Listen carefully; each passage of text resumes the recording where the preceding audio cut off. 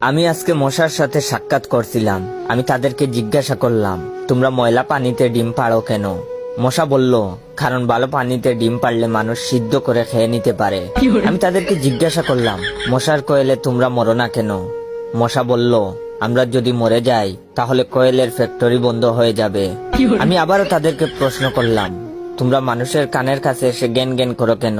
মশা বলল, কারণ মানুষের পায়ের কাছে কিংবা অন্য কোথায় জ্ঞান জ্ঞান করলে মানুষ শুনতে পায় না, তাই।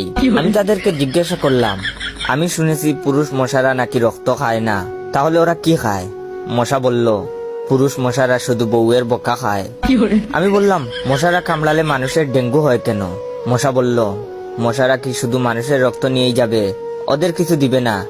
মশারা এত স্বার্থপর নয়, তাই মানুষকে ডেঙ্গু উপহার দিয়ে যায়।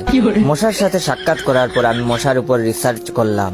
মশা অনেক ধরনের হয়, যেমন পড়তে বসলে যে মশায় কামড়ায় তারা হলো অশিক্ষিত মশা, খেতে বসলে যে মশা কামড়ায় তারা হলো ক্ষুধার্ত মশা, ঘুমানোর পর যে মশা কামড়ায় তারা হলো কাপুরুষ, জেগে থাকা অবস্থায় যে মশা কামড়ায় তারা সাহসী, মশারির মধ্যে যে মশা কামড়ায় তারা হলো অতিরিক্ত শেষরা, মাঝরাতে যে মশা কামড়ায় তারা হলো সিঙ্গেল, টয়লেটে যে মশা কামড়ায় তারা হলো নির্লজ্জ, দিনের বেলা যে মশা কামড়ায় তারা একটা ছোট লোক। আমার এই ভিডিওটা দেখার সময় আপনাদের যেই মশাগুলো কামড়াইতেছে ওইগুলো হলো প্রতিবাদী মশা।